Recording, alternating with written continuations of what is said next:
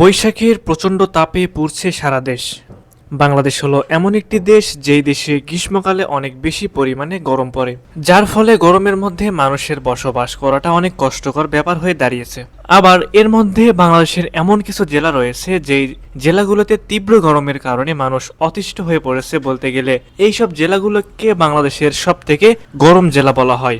আজকের ভিডিওতে আমরা জানবো বাংলাদেশের সব থেকে গরম পড়ে যে 10টি জেলায়। প্রিয় ভিউয়ার্স, এই সকল জেলাগুলোর তাপমাত্রার কথা শুনলে আপনার চোখ কপালে উঠে যাবে। তো চলুন কথা না বাড়িয়ে জেনে নেওয়া যাক বাংলাদেশের 10টি গরম জেলা কোনগুলো।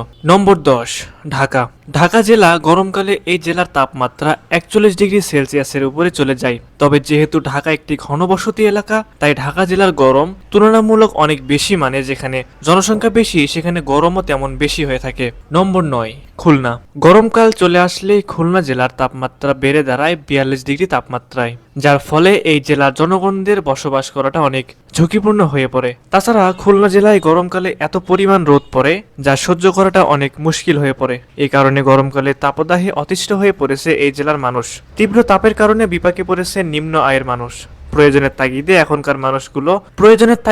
এখানকার মানুষগুলো ঘর থেকে বের হয়ে কাজ করতে পারছে না। বিশেষ করে কৃষি শ্রমিক, রিক্সা ও ভ্যান চালকগণ গরমের কারণে হা-হুতাশ অবস্থা। নম্বর 8, কুষ্টিয়া। কুষ্টিয়া জেলাতে এত পরিমাণ গরম যা সহ্য করাটা অনেক কঠিন।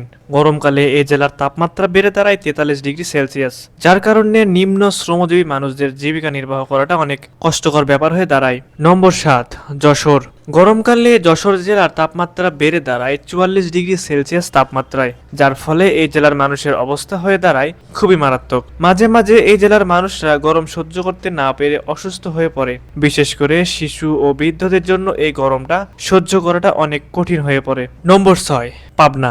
বাংলাদেশের সবচেয়ে গরম 10টি জেলার মধ্যে 6 নম্বরে রয়েছে পাবনা জেলা। এই জেলার তাপমাত্রা বেড়ে দাঁড়ায় 44 ডিগ্রি সেলসিয়াসে। অতিরিক্ত তাপ প্রবাহ ও গরমের কারণে পাবনা জেলার কৃষকেরা অনেকটা বিপাকে পড়ে গিয়েছে। বলতে পারেন পাবনা জেলাটিতে ঢাকা শহরের মতো গরম পড়ে, আর শহরের কথা তো বলাই যাবে না। নম্বর 5, ঝিনাইদহ। বাংলাদেশের সবচেয়ে গরম 10টি জেলার মধ্যে 5 নম্বরে রয়েছে ঝিনাইদহ জেলা। ঝিনাইদহের তীব্র রোদ আর প্রচন্ড গরমে অতিষ্ঠ হয়ে পড়েছে জনজীবন। গরমকালে এ জেলা তাপমাত্রা বেড়ে দাঁড়ায় 45 ডিগ্রি সেলসিয়াস, আর দুপুরে যেন আগুনের ফুলকি বইতে থাকে এই জেলাটিতে। নম্বর 4, চাঁপাইনবাবগঞ্জ। অতিরিক্ত গরমের কারণে অতিষ্ঠ এই জেলার মানুষ। গরমকালে চাঁপাইনবাবগঞ্জ জেলার তাপমাত্রা বেড়ে দাঁড়ায় 45 ডিগ্রি সেলসিয়াস পর্যন্ত, যার ফলে এখানকার মানুষের নিয়মিত বাড়ছে পানিবাহিত রোগ। এই আক্রান্ত মানুষের মধ্যে 70% রয়েছে শিশু। নম্বর 3, চুয়াডাঙ্গা। বাংলাদেশের সবচেয়ে গরম 10টি জেলার মধ্যে 3 নম্বরে রয়েছে চুয়াডাঙ্গা জেলা। গরমকালে এই জেলার তাপমাত্রা বেড়ে দাঁড়ায় 46 ডিগ্রি সেলসিয়াসে, যার ফলে মানুষের জনজীবন অতিষ্ঠ হয়ে পড়েছে। তাছাড়া এই জেলাটিতে অতিরিক্ত গরম পড়ার আরো একটি কারণ হলো চুয়াডাঙ্গার আশেপাশে বড় কোনো জলাভূমি বা বন্যভূমি নেই। অতিরিক্ত তাপ প্রবাহের কারণে এই জেলার রাস্তাঘাটগুলোর পিচ পর্যন্ত গলে যায়। নম্বর 2, রাঙ্গামাটি। গরমকালে রাঙ্গামাটি জেলার তাপমাত্রা বেড়ে দাঁড়ায় 46 ডিগ্রি সেলসিয়াসে, যার ফলে এখানকার মানুষের জনজীবনের সমস্যা তো রয়েছেই। তাছাড়াও রয়েছে কিছু কিছু অঞ্চলের ঘন ঘন লোডশেডিং।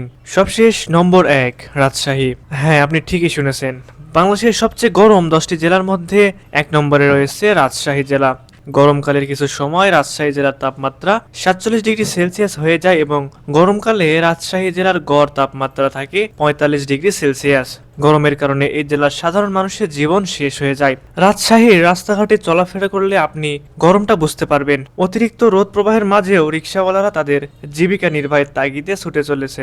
এই জেলার রেকর্ড তাপমাত্রা হয়েছিল 48 ডিগ্রি সেলসিয়াস। বলতে গেলে এত পরিমাণ তাপমাত্রা বাংলাদেশের আর কোনো জেলাতে রেকর্ড করা হয়নি। সুপ্রিয় দর্শক, এই 10টি জেলার মধ্যে আপনি কোন জেলাতে বসবাস করেন এবং গরমকালে আপনার জেলার তাপমাত্রা কত তা কমেন্টে জানাতে পারেন। আমাদের ভিডিওটি ভালো লাগলে অবশ্যই একটি লাইক দিবেন, আর এমনই তথ্যবহুল ভিডিও পেতে দা বগুড়া ইউটিউব চ্যানেলটি সাবস্ক্রাইব করবেন এবং আমাদের দা বগুড়া ফেসবুক পেজটি ফলো করবেন।